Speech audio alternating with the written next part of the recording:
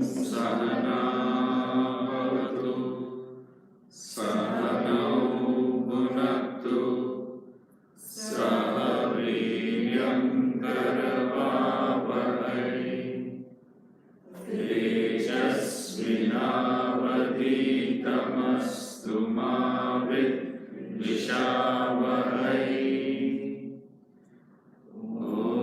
Om Shanti, Shanti, Shanti.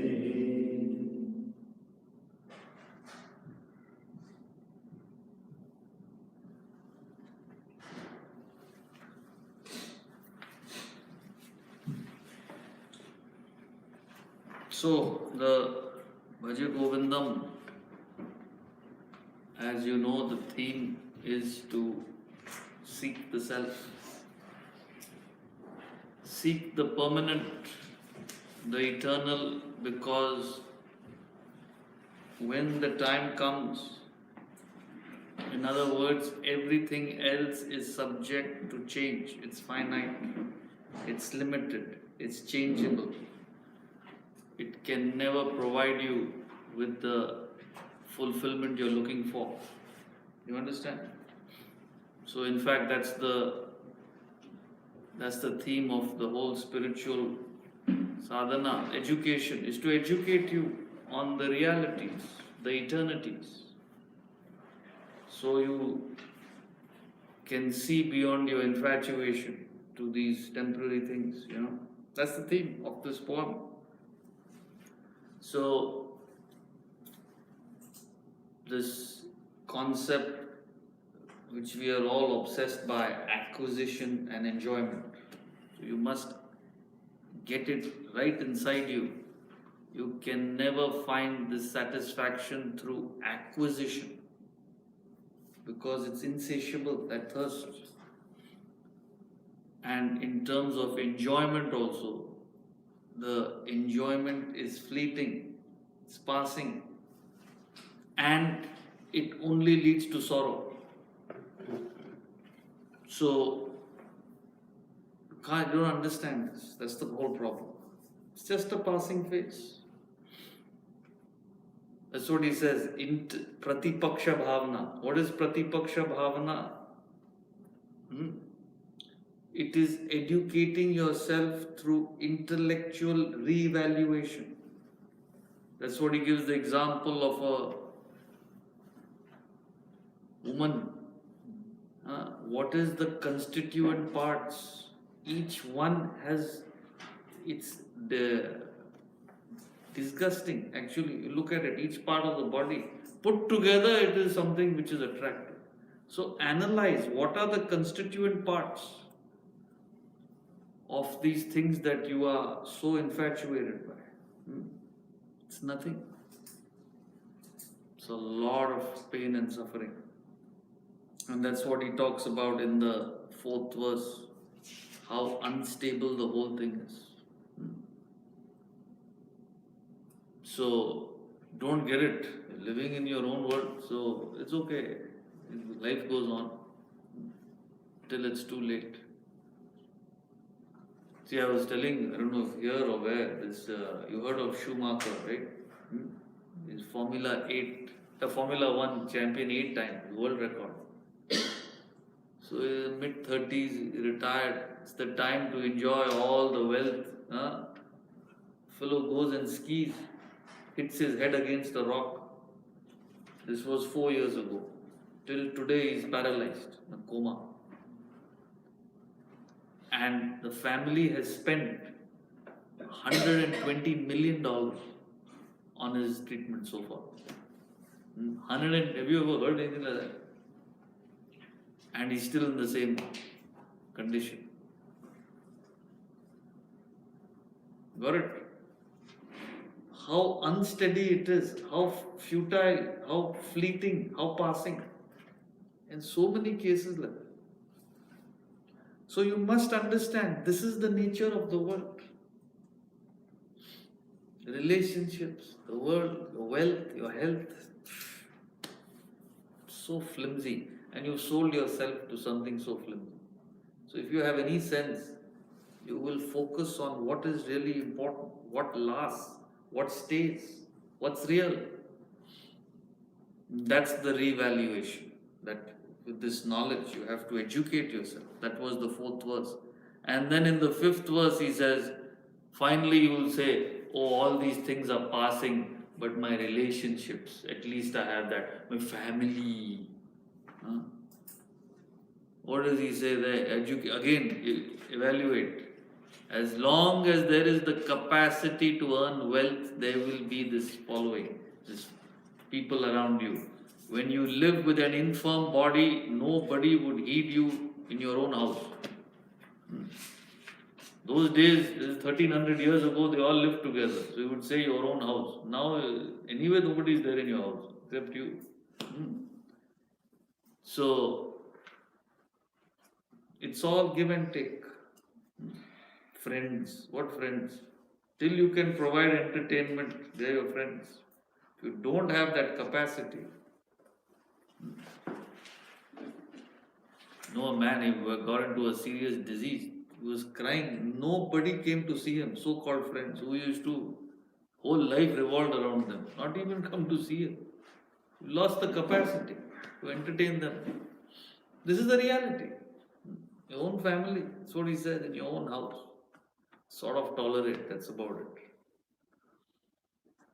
So, everything if you analyze, so what are you so obsessed by? That's what we have been talking about. That was the fifth verse. And he continues in the same vein in verse 6. So, before we start that, any question, clarification?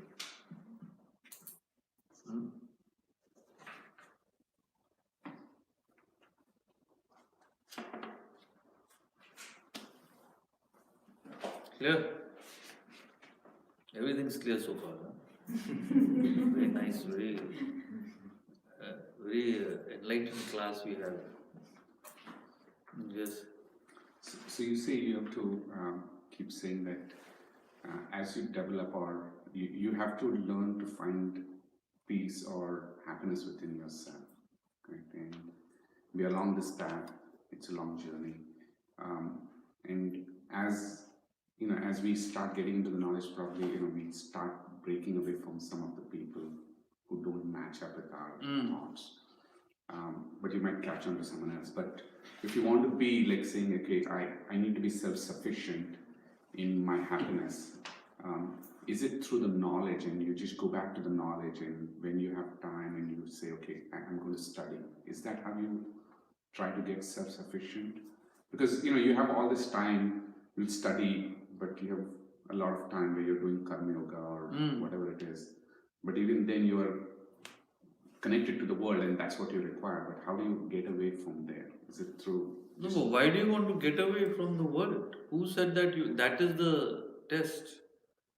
Not the test, I'm just saying as we go along. Yes, as you go along. See, what happens is, there's a verse in the Gita. See, that's what I wanted to say. These verses will seem so pessimistic. Everything is fleeting. It's futile. You sort of get into a pessimistic thing. But pessimism occurs, I told you, when there's no solution. When there's a clear-cut solution, that's philosophy, right? So that's what he says. Bahya sparshesh vasaktatma, which is unattached to external contacts, one finds the happiness within. And then continuing that path, you get the supreme bliss. Sukham akshayam ashnute. And he attains that imperishable bliss. So, what he's saying is, the happiness, the lasting happiness comes from within, right? That's the knowledge of the self. That's the more you are tuned to this knowledge, the more you generate it from within. So you don't need the world. So it's the other way around. You don't have to withdraw. As you gain the knowledge, you won't need that for internal happiness, right? So it's an automatic process. So only when you need, you go, right? When you don't need, why would you go? So it's not that you have to think consciously. That's what you must not misunderstand. So, when you're doing karma, you are engaged with the world. But the action, that unselfish attitude itself generates happiness. So, you're not dependent on the fruit for your happiness. You understand? So, but you're still dealing with the world. So, where does that have to fit? Withdrawal is you are when you believe that it is not productive for your spiritual development, then you have to withdraw. There should be a goal when you do the withdrawal, right? So unnecessary hanging around and accepting every invitation. Say, okay, what is the purpose behind this? What am I achieving in life? What do I have to do? What fits into that you accept? I've given you the example, right? Like a tennis player, he wants to become number one in the world. Everybody invites him, he goes. He just drinks and eats what he wants. There's a goal. So when it is okay, it doesn't impede the goal, he'll go. If it impedes the goal, sorry. Same thing. So this withdrawal is a cause when you have to do it as a conscious effort because it's impeding your spiritual development. You understand? And as you become self-sufficient, automatically you don't seek things which you don't need.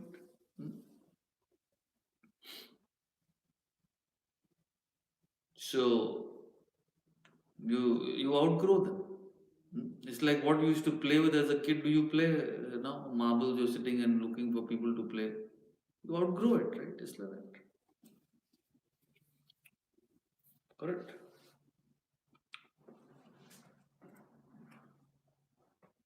So you should not shun company. It's not that you should not need company. It's not that you can't take a vacation, but you should not need a vacation. They're two totally different things. It's like that. That's what happens. So you're fully participating, you're fully engaged, but you don't need it because you're satisfied with it. In fact, one of the verses in the 20th verse, he says that Yogara Tova, Bhogara Tova. Whether you're in yoga, whether you're in bhoga also. Bhoga means enjoyment in the world. Sangha, Vihina, Sangaratova. Whether you are in company, whether you are in solitude. Yasya Brahmani. This is one of the fascinating 20th verse. Whose mind is on the self, he is actually happy. Doesn't matter where you are. So, where is your thought process? Clear? That takes knowledge, that takes understanding. So, focus on that. You're doing right. Focusing on the knowledge part, trying to engage yourself in an action that you have to work on. Action. Otherwise, your mind goes all over the place. What are you engaging with? Right? You have to engage himself in some productive action. Rather than bugging those around you. That's what has to be done. And then that's what makes you grow. Correct? So, you don't need it, but sometimes you get, let's say you get called to a friend's house. You don't need it, but as an obligation you go. But as you get into this, you sometimes realize these are unproductive. And for that matter, they are detrimental to your spiritual growth because, what goes on, right? So you withdraw. And the more you withdraw, and at that time, you land up with, then you realize that I have a lot of time to commit to my study. So is that where you refocus yourself on to? Yes, you focus on the areas which are productive. Now, every night, suppose you come back at 1 o'clock, how will you get up and study? Right? You're supposed to get up in the morning, you're supposed to study, you're supposed to exercise, you got to take care of your day to day things and all that. Whatever has to be done, you have your work, you have your family. So, all that you have to set as a program for your spiritual evolution. This much time I have to give my study, this much time I exercise, right? This much time to the family, this much time to the work, correct? And that's all. And anything else, what you require, you have a hobby, you have your friend, whatever, that's fine. But you have to choose to what extent. Hmm? I told you, right? You may get an invitation for a wedding, 7 functions. There are weddings there. All 7 days you will go. There are fellows who go. There's nothing else to do. They'll go to each and every. Now you have to decide, right? Where is it productive? Where is it not? So that withdrawal is important. This is called, what is it called in Sanskrit?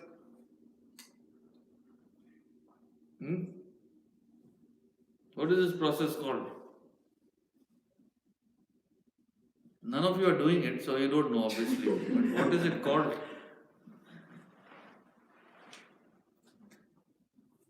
Withdrawal and channelizing. Withdrawing the mind from unproductive channels and channelizing it into productive activity, spiritual activity is called what?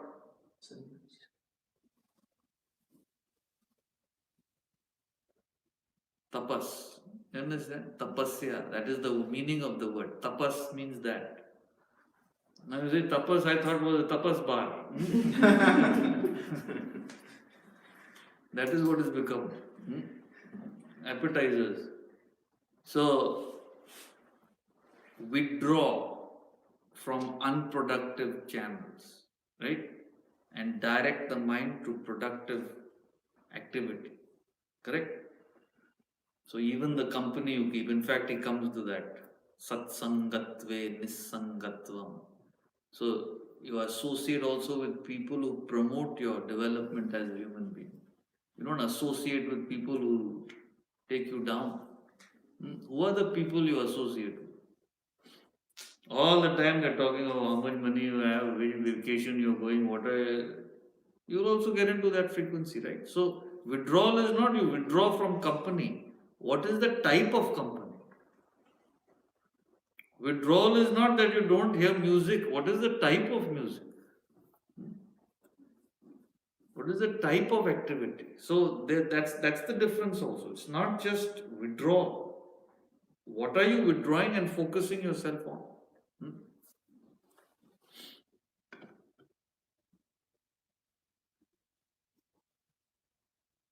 So you watch something also.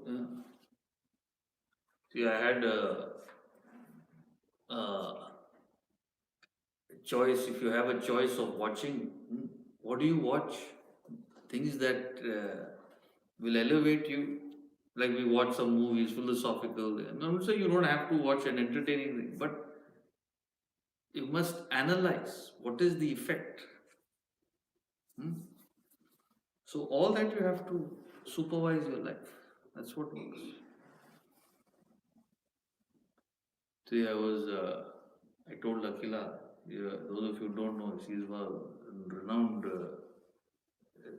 she does open heart surgery, right, Akila? I don't want to embarrass you, but so I said, I want to see that.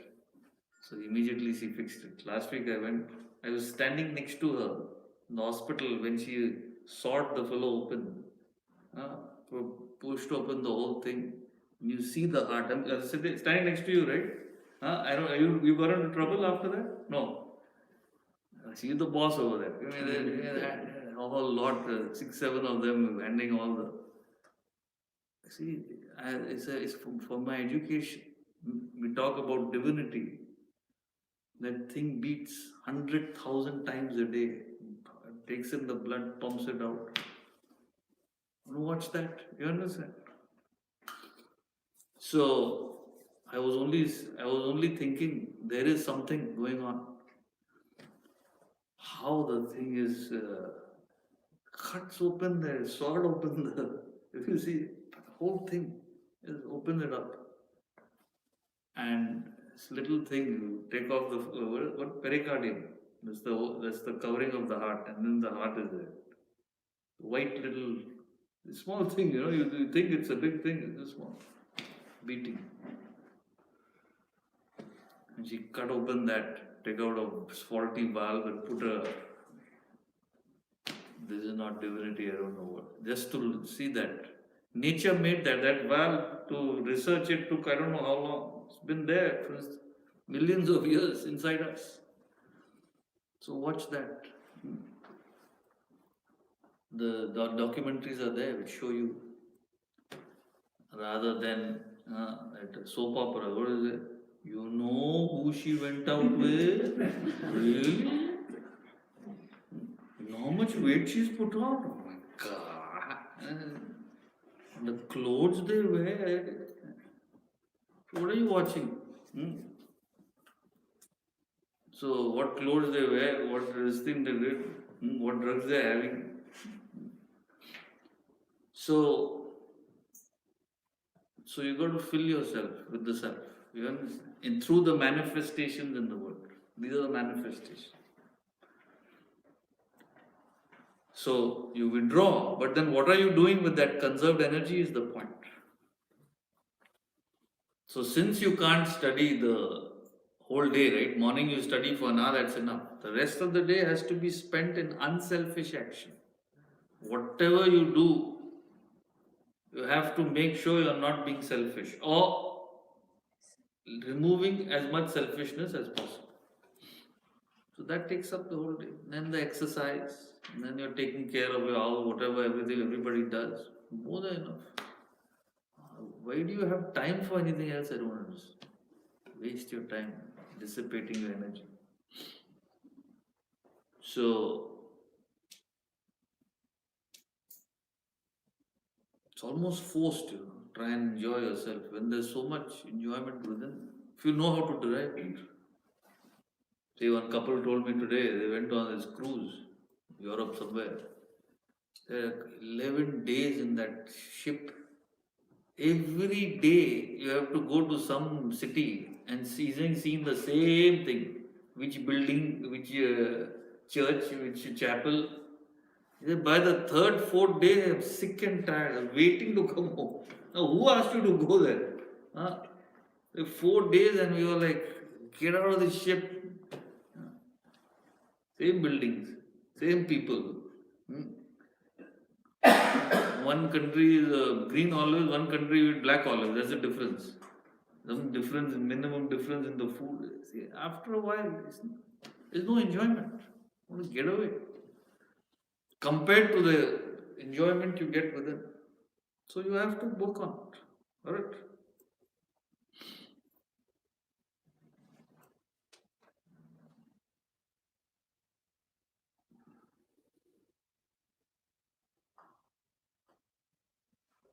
Clear? Yes. How does withdrawal help gain more knowledge, and gaining more knowledge helps withdraw? No, the more withdrawal means the mind's involvement in the world you're withdrawing from, right? So the thoughts that are going into unproductive channels are now being directed towards the spiritual practice, karma, bhakti, jnana. So those thoughts are being put either in unselfish action or in devotion, like I was saying. Looking at how this body functions, this is devotion. My God, who's created all this? It's an incredible thing happening, right? Or knowledge. So you are withdrawing your mind, your thoughts from the world, putting it on the self through these three disciplines. And as you put it on these disciplines, what happens? As the thoughts are focusing here, what happens? Causes more withdrawal. The thoughts towards the world drop off. So you're able to withdraw more. See, it's interesting when I see people who are serious, how they start. They start with one class a week. Then they understand, my God, this is important. Then it will become 2 classes. Then you get into e-learning. Yes, I want to hear this every morning. Then you understand. Then you'll make a trip. You come for a retreat. You come to the academy. So slowly it grows on you. Right?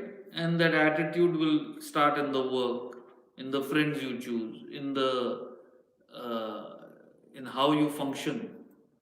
I mean, I used to need so many things. I used to need a new pair of clothes every week. Last time I don't remember when I bought something. People tell me like that, I've forgotten you don't feel you need it. So slowly by itself it happens.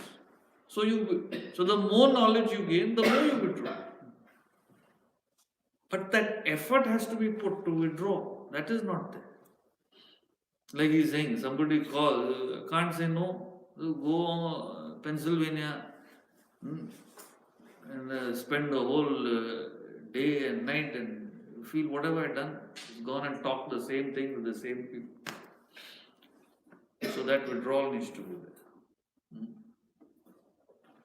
there. It has a huge impact.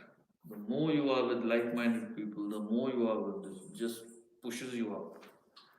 Now you're being pulled down all the time. It's the problem. Clear? So knowledge and self-control, they are the two pedals to the wheel of spiritual progress. The more self-control you practice, you're able to gain more knowledge. The more knowledge you gain, more self-control you practice. It's like that. This is how it goes. Got it?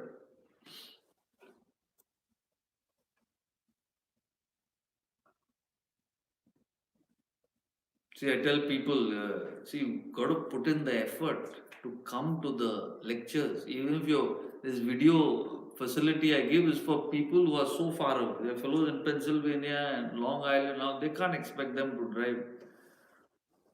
So it's totally different when you actually leave your environment and then come here and your mind is here. Otherwise, in the house, what is happening? Somebody is calling out, coffee has got cold, let me go and this can be wait. And children, now what happened? The whole thing is different. You're not practiced that self-control part. You're practicing only the knowledge part. It doesn't work. So you want to see what I'm saying? So both ways you will say I am listening to the lecture only, no? But where is the control? That actual withdrawal from your environment, that frequency. Get it? That's why it's called ashrama, right?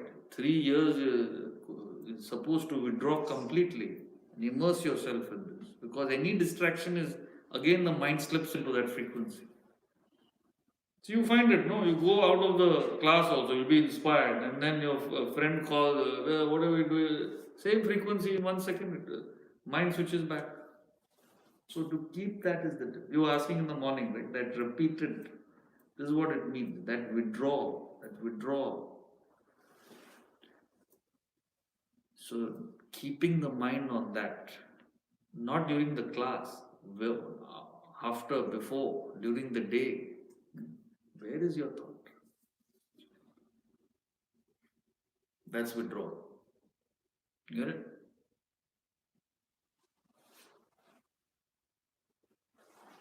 I love the taste of flesh. There's a withdrawal. Now, why should I cause unnecessary harm to other beings when I don't have to? So you're withdrawing yourself from that indulgence because you believe that's what you got. There are people who can't do it. They come and confess, just can't do this, I can't do it. So you remain where you are. That withdrawal. That capacity to say no when necessary. Remember that. That's what makes you spiritual. To say no to your children when necessary. That's what makes you a parent. Not what you give them. It's when you're able to say no. It's like that. Say no when necessary. You don't have to say no to everything. When necessary. So that we don't find. I don't blame you. Your environment is like that. All of you. You're in an extremely, extremely negative environment. So you have to put in enormous effort to get out of that frequency. Get it? So, that withdrawal.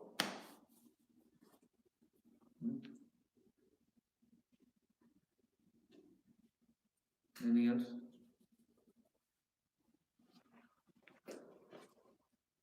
Six.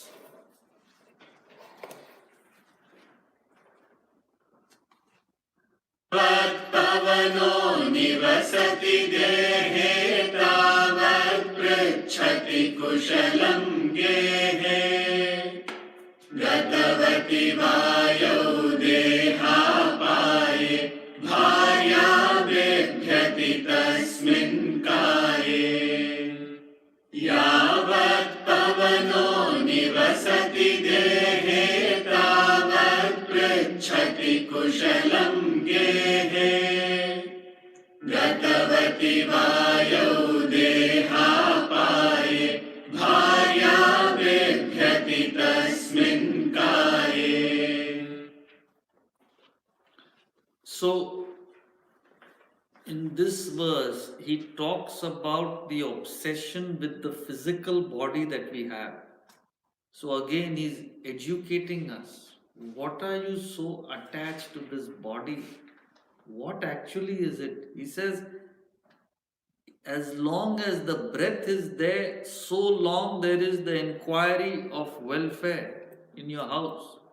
Once your breath leaves, the body decays, your own wife fears that same body. It's interesting. Who is the person dearest to you? Your spouse, let's say, a child. Ask them, if I die, and the body is there in the room, they will not spend one night over there. They're afraid, dead body. Who spend? It burn this fellow. Bury whatever you do. So much value for something which is so inherently worthless. It's like a car, Body is like a car. Okay, you have to take care of it. You have to maintain it because it's necessary for you to fulfill your functions in life. Beyond that, what are you so obsessed? The nature of this body is decay, disease, and death. It's a question of time. I've told you. I remember distinctly, when you're like 20, you're in college and all, and the parents come to meet the friends and all. What do you think of the parents? They're not old, 45, 50. You think they're like ancient parents, idiots. Look at them, how they live.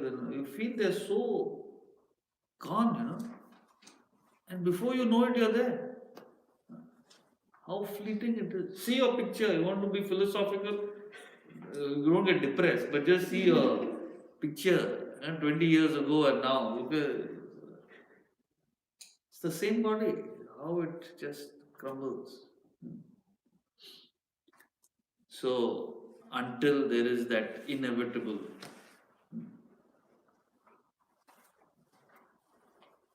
so this dry eyes will start something. You start putting eye drop, specs, and then this pain, that pain. It's just so okay. Take care of it. Why do you give it so much of importance? Whole day, either weighing scale or mirror. Two best friends of yours, right? Either you're on the weighing scale or you're in front of the mirror. One wrinkle will have a fit, big deal. Keep it in good repair. That's about it. And other extreme is they don't care at all. Couldn't care less. That is also another extreme. Any food that comes through has to pass through your mouth. Other extreme is every little thing you're obsessed. Latest fad. Moringa powder, no? You know?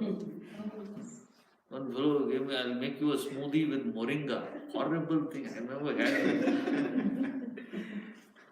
I thought it was some.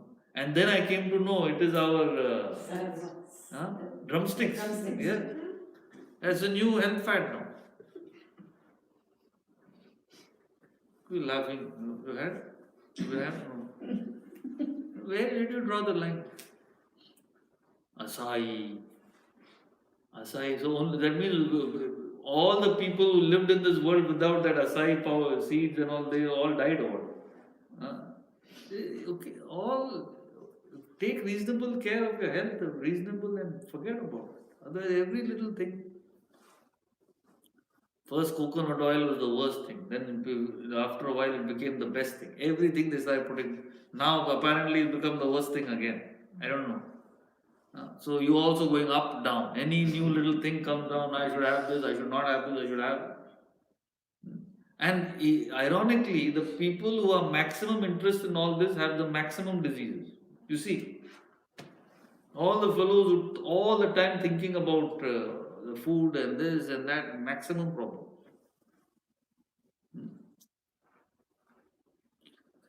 So, it's a useless thing. The clothes, that's another obsession. It's just for the body. How does the body look with the morning, noon, night, what to wear, what to wear.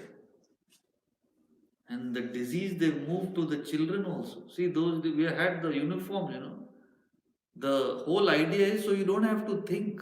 Everybody wears the same thing, we're all students. Now the whole focus is on what to wear.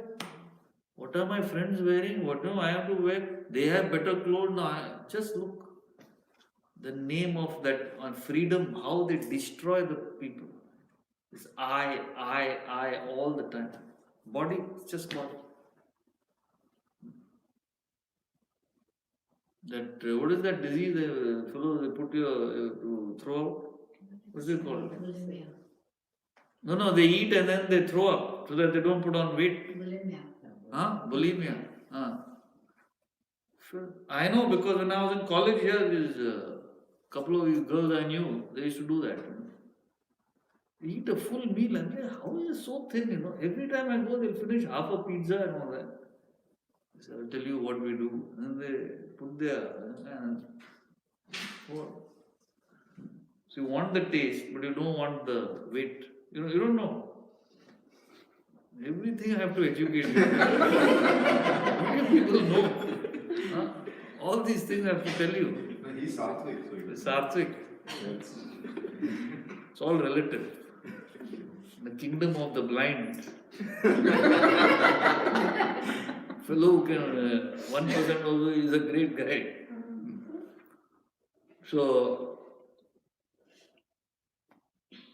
body, whole thing it's so physical. Everything is on the looks, on this thing, the clothes. It's just the body. So you miss the main things of life completely. Makeup. Makeup, the very word means what? The very word makeup means what? You have to make up for what you don't have. Is it? Make up. Why do you want to make up for something you don't have? Just be what you are.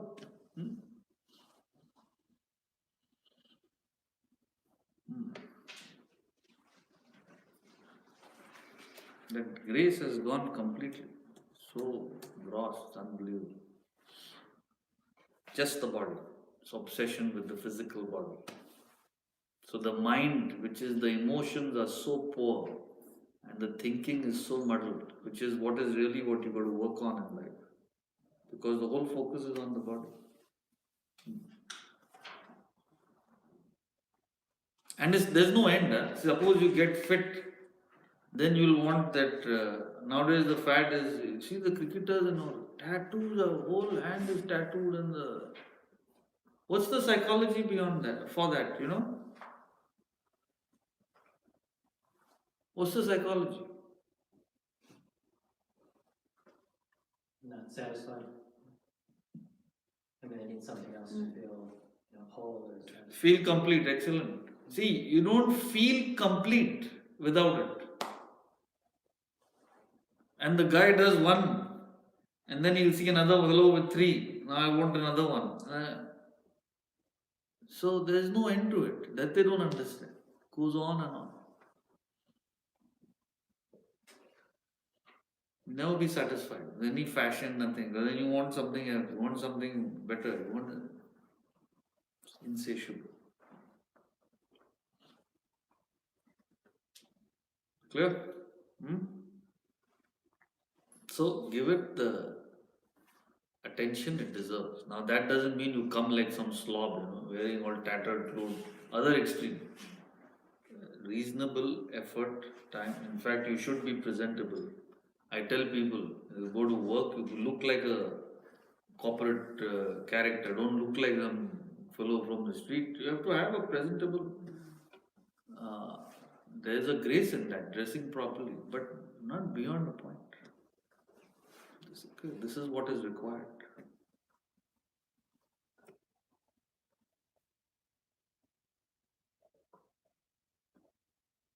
See, there's a story in the Upanishads. So they say Indra and Virochana. Virochana is the lord of the demons. Indra is the lord of the gods. Just, in other words, is spiritual, unspiritual. That's what it means. They went to the sage, forget which name, for spiritual knowledge. So they asked the sage, what is the best thing in this world that we should worship and focus on? So the sage said, don't you know? So easy. It's the body. Look at the body. That's the best thing. What could be greater than your own body? They're like, wow, we never thought of that. That is the best thing. And they went home very happy. And after Virochana, he lost himself in the body completely. So whole focus is on how does my body look, what are the clothes, what is the food, what is the this, what is the that. That's his life. Sage was very smart, he didn't want to waste his time. He knows who are the characters. Body, party, that's all. What else is there in life? That's it. He's happy. What a great master, Mahatma. Thank you very much, sir. Very good. Why, exactly what I wanted to hear. You are my guru, and all. Pushed off.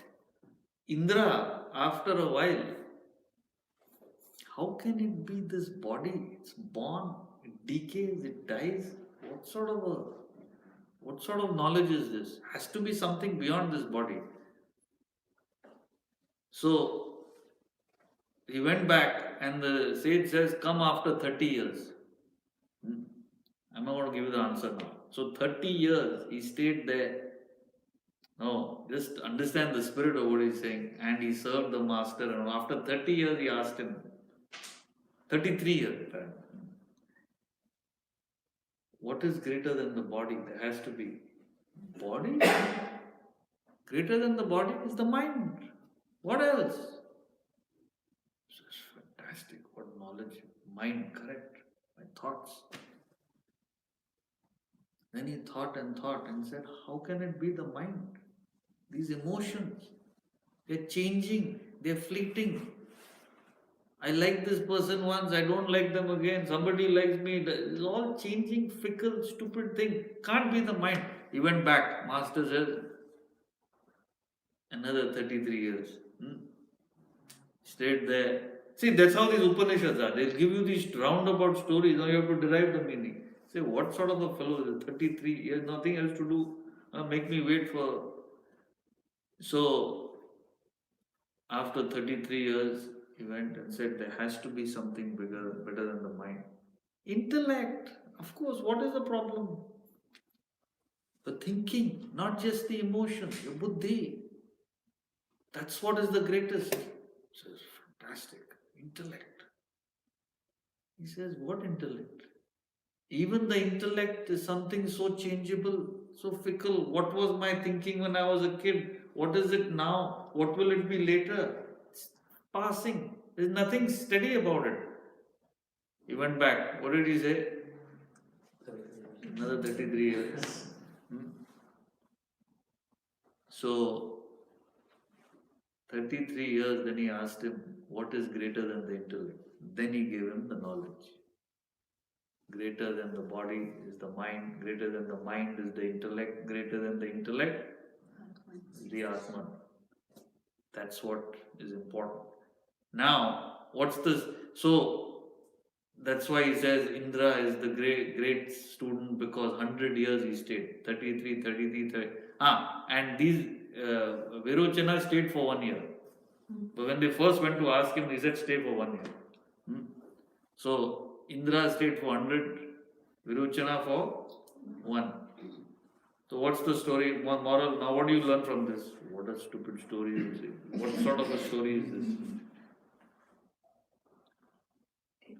Moral. It takes time to.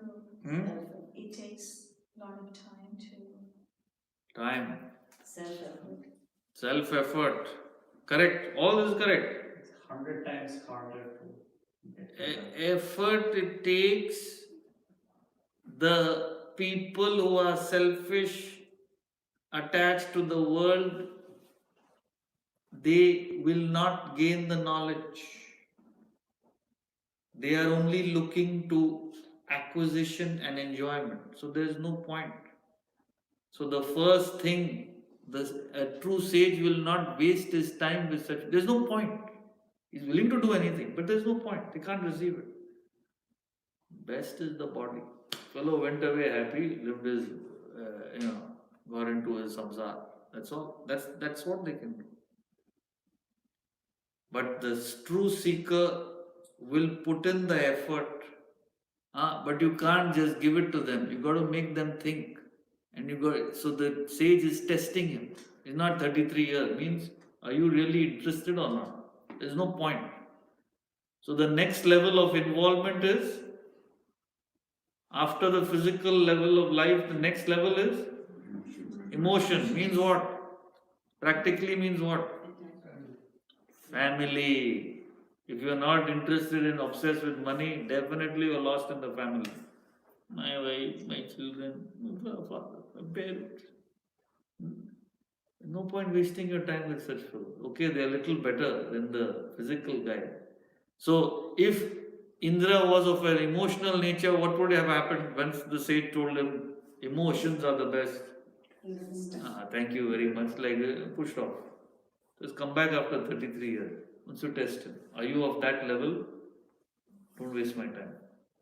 Next level of attachment is intellect.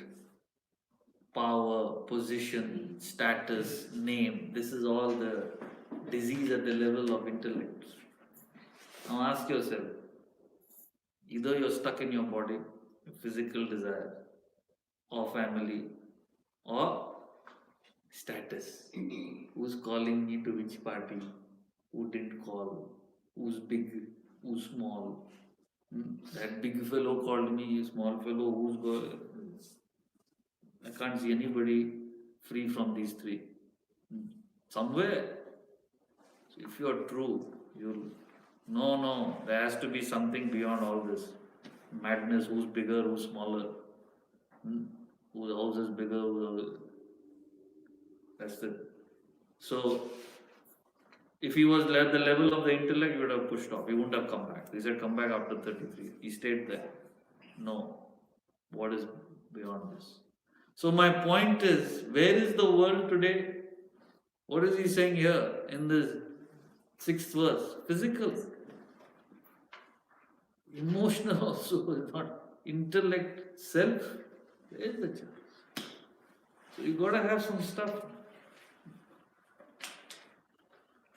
That's why I tell you all, it's not easy. You think it's easy to have people dedicated to learn about the self? Hardly anybody. So you'll find that one person.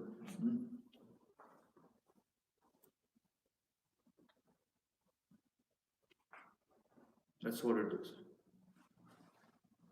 So you came, right, for Swamiji's lecture? First time? This time? Yeah. One fellow came from that whole big Maha, all that tamasha we did. One fellow come. You're not the one, there were 2, 3 actually, not just one, to be honest.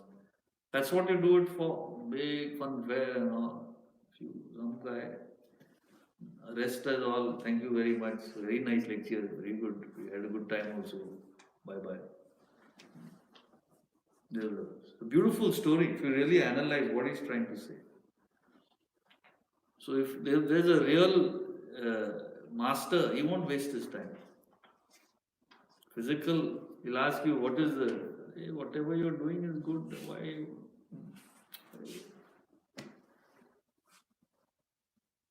Correct? Anil? Whatever you're doing, perfect. You do that only. No point. Is there an order to these three attachments? Like, is it physical, then family, and then the intellect? I mean, could it be you're attached to more, like you're stuck in the three, but you're attached to more than the other, but there's no order to it? There's not necessarily an order. Generally speaking, see, when you're a kid and teenager, are you interested even in your parents and all that? It's all physical. Where is the next party? What are we doing? This thing? We're having a drink. We have some food. We're going to have girlfriend, boyfriend. It's all physical. There's nothing beyond that.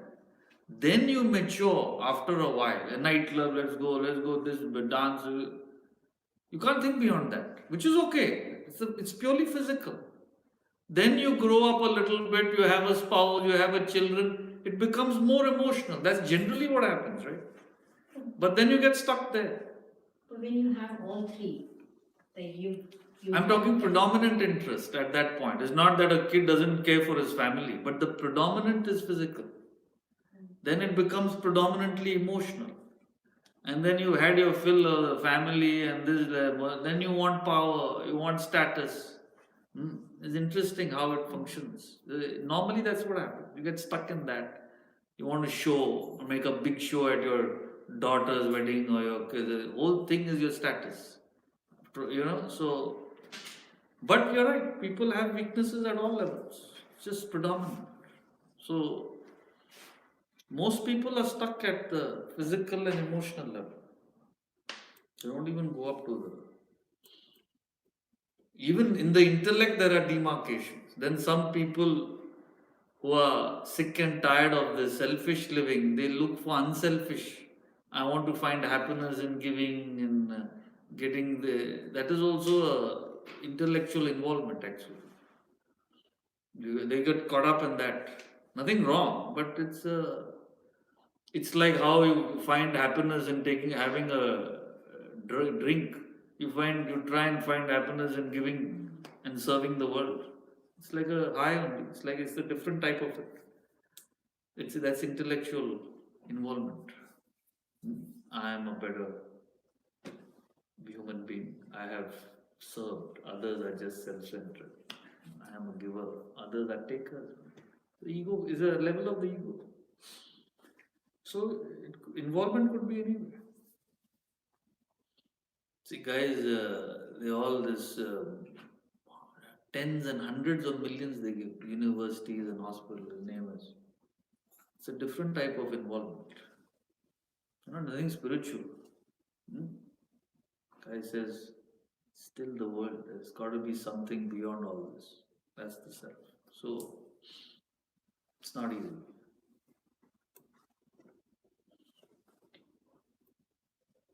To have that sort of determination. Alright? But is there any way to create like a balance where yes, it does require a lot of knowledge to get to the higher level, but say if you're stuck in this life and this stage, and is there any way you can create a balance between these three where you are like happy, find some form of happiness, but you also are connected. You're not withdrawn that much. You're still connected with your environment or your world. Yes, of course. Who says to withdraw? See, the first question everybody has is, if I'm learning Vedanta, should I not go to my friend's house? Nothing like that. See, what you must understand is you can do all that, but there's more to life than just that. You have to pursue that part of it. Continue what you're doing, but don't neglect this. Don't neglect the ultimate thing which you're actually here for. And don't worry about withdrawal, like I was explaining to Kiran, it's automatic. Are you playing with the things you used to play with when you were a kid? Do you say, I have withdrawn from them, what will happen if will you miss them? Once you move to a higher level of satisfaction and understanding, the lower automatically leaves you. You can't, so don't worry about that part. Now you're attached. I must have that also. Please don't take that from me. my money, my children, nobody is taking anything, please. But all we're saying is that is not enough. It will never give you what you are looking for. So you have to put in the effort to evolve. And it has to be done regularly, not once in a while. Regular, consistent effort. That is what helps.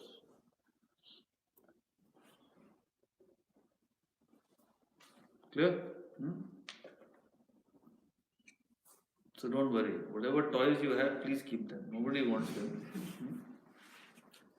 But they're toys. That's what you have to understand. Something far beyond.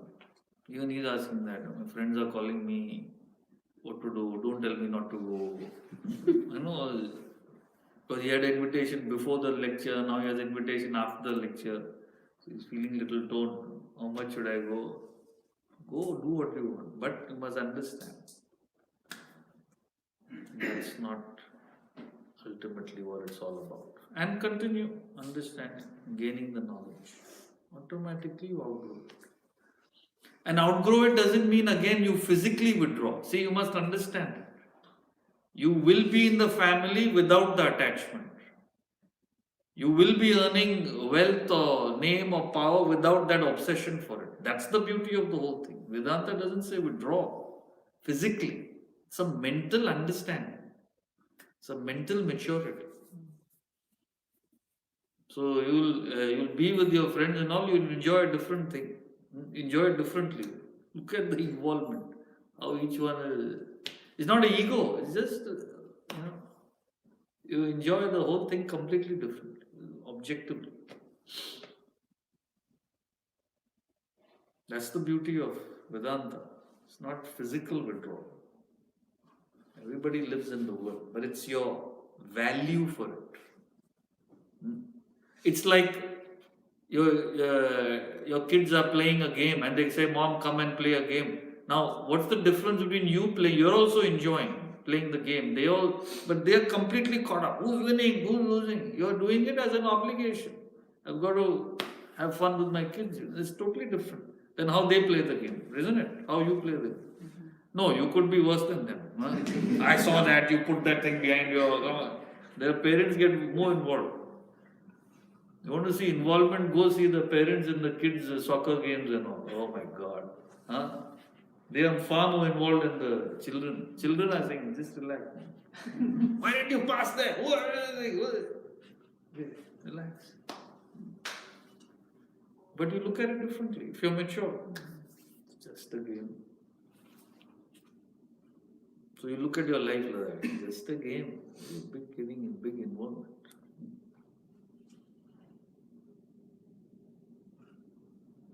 As long as the breath lasts, so long would there be inquiry of welfare at home. The breath, remember which was that other quote about breath, which we did? Gata soon, agata soon. Remember, we just recently did it in the Gita. He says this world consists of two types of people. Gata soon means those whose breath has gone. Agata soon, those whose breath has not yet gone. This is your body. One type of people, breath has gone, this body, not yet gone. So you got to look at it like that.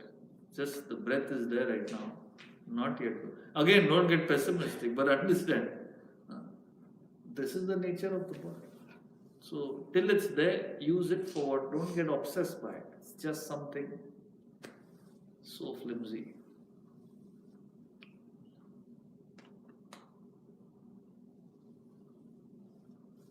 The fellow escaped Las Vegas shooting. He died in that California shooting. You know that? One of you forwarded me that article. One guy from California, he escaped that Las Vegas shooting. You know Las Vegas, fellow on the top of the hotel shooting at people. This is the world. And the fellow died in the That Thousand Oaks shooting in LA.